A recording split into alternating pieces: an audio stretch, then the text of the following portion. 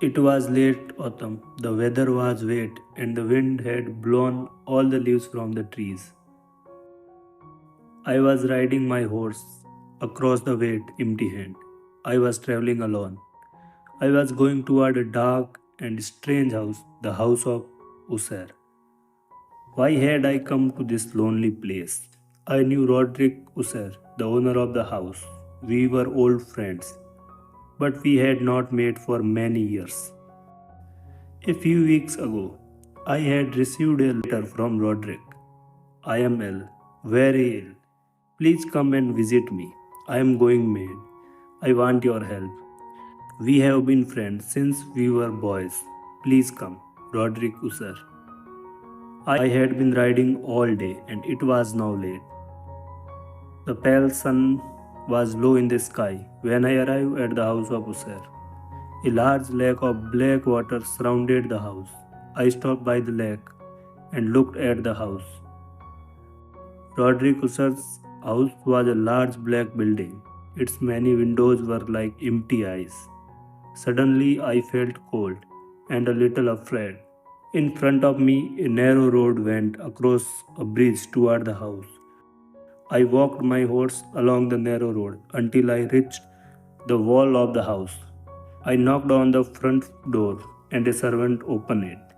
He took my horse to a stable. Then he led me inside the house. We climbed many stairs to his master's room. Lamps burned along the walls, but they gave little light. The long corridors and stairways were full of dark shadows. The servant opened a big wooden door. I looked inside a large room. At first, I didn't recognize the man who was lying on a sofa. Then I saw that it was Roderick Usser. My friend had changed. He looked pale and ill. We were the same age, but he looked much older than me. His hair was silver grey and as soft as the web of a spider. I thought that Roderick was asleep because his eyes were closed. But as I entered the room, he sat up. Then he opened his eyes. Then, shone strangely in the weak light from the lamps, I walked toward him. Welcome, my oldest and dearest friend, he said. But he didn't shake my hand or come near me. Please excuse me, he said. I don't wish to be rude, but I am ill. I can't touch another man's hand. Please sit down. Rest a moment. A servant will take you to your room very soon. Then we shall have dinner and talk. I am glad that you have come. He went on. I have no one to talk to. My sister lives with me, but she is sick. At that moment, a woman walked into the room. She was very pale and her eyes shone strangely. She wore a black dress with a high collar. The collar covered her long neck. She didn't look toward me and she didn't speak. Roderick Usser spoke to her. Madeline, he said. Madeline, this is my old friend. Madeline did not reply. She crossed the room slowly. Then she turned and went through a doorway. Madeline left the room as silently as she had entered it. Roderick Usser put his hand over his face. My sister has a strange illness. She is neither awake nor asleep. I fear that she will not live long. He rang a bell and a servant took me to my room. I lay on the bed and rested for an hour before dinner. I thought about Roderick and his sister. They were both behaving strangely. I didn't feel comfortable in the house, but I couldn't leave immediately. I felt more comfortable at dinner. Roderick asked me about my life. He looked happier. I forgot about his sister and the strange old house. Roderick Usser looked after me well for several days. We ate and drank and talked. We read books in the library. I painted pictures. Roderick played the guitar. I didn't see Madeline again and I didn't ask about her. Roderick had been along for too long. He talked about happier days. We talked about the time when we were boys, but sometimes Roderick suddenly stopped talking. He stared in front of me. Then he turned his head to the left, then to the right. Was he listening to something? There was a look of sadness and fear on his face. I, too, felt afraid at these times. I did not like this house officer, but I had come a long way to visit Roderick. I could not leave my friend. He wanted me to stay with him. As the days passes, Roderick became more quiet and sad. One evening, he suddenly came into my room. Madeline is dead, he said. I was shocked. I did not know what to say. I did not know what to do. I need your help, said Roderick Usser. Madeline had been very ill.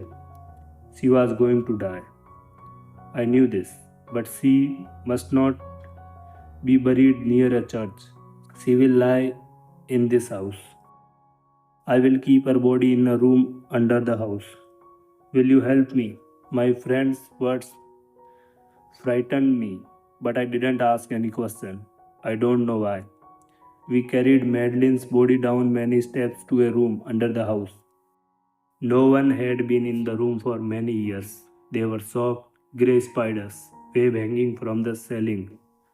The air was cold and damp. There were several lamps burning on the walls, but they gave little light. A wooden coffin was in the center of the room. I helped Roderick to put his sister's body in the coffin. She wore a white dress. Her face was as white as her dress. Roderick looked at his sister for a long time. Madeline will rest here, he said sadly.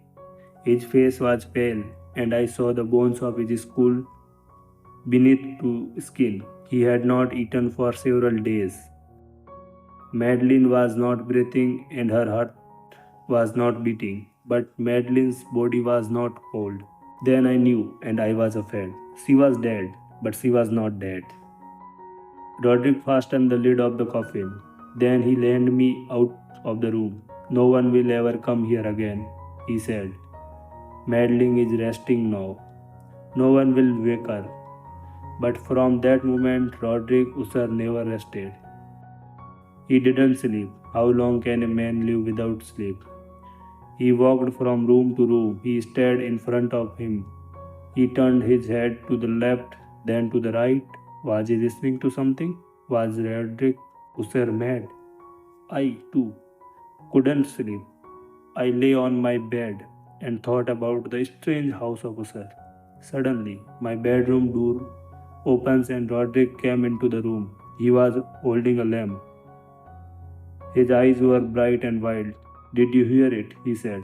Did you see it? Hear what? I asked. See what? You will understand soon, he said. He pulled back the curtains and opened the window. It was dark outside and there was a storm. The wind was blowing and rain was falling. Then a flash of lightning lit the sky. A few seconds later, there was a crash of thunder. The wind blew into the room. It screamed as it blew around the room. The door crashed shut and the flame in the lamp went out. Suddenly there was a loud noise and the floor of the room moved. I can hear the softest sound, Roderick said. I can hear everything. I can hear her. Who can you hear? I asked loudly. I covered my face because the wind was blowing into my eyes. Madeline, Roderick replied. I can hear her. She is coming here. She has opened her coffin. She is coming up the stairs. She is coming for me. The strong wind blew around the room again. It blew the door of the room open. Outside, lightning flashed again and again. Suddenly, I saw Madeline Usser. She was standing in the doorway. She was wearing the white dress, but it was no longer white. Her dress was covered in blood. Madeline had broken out of her coffin. She had torn her hands and her face. There was blood on her fingers, her face, and her dress. Madeline's eyes were open, but she saw nothing. She stared in front of her. She held her hands out toward her brother. Slowly, Roderick went toward her, and she closed her blood red arm around his body. Roderick gave a terrible scream and fell to the ground. Madeline fell with him. Their bodies lay on the floor and they didn't move. They were both dead. I ran from the terrible house officer. I ran across the narrow bridge. When I reached the other side of the lake, I turned around. I looked back at the house. The wind was still blowing around the house. It made the sound of a wild animal. It was black and terrible. Lightning flashed in the sky and thunder crashed. Then a bright flash of lightning hit the house, and the walls broke. Slowly, the house started to fall. With a great roar, the house fell into the lake. Then the water of the lake covered the house of Usair, and there was silence.